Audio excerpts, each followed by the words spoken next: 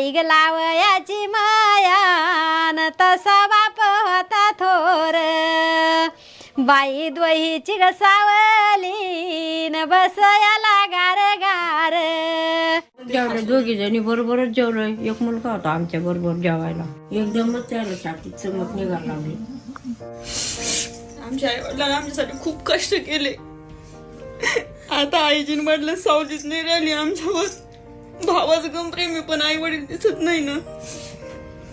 नाही ग झाल्या भेटी गाठी नालं देवाजीचं मूळ बाई आई गेली देवा घरी ग ह्या चिमण्या झाल्या या हुरहुर बाई आई गेली देवा घरी ग चिमण्या रडत्या हुरहुर बाई दुःखाचा डोंगर ग कोसळला न यायच्यावर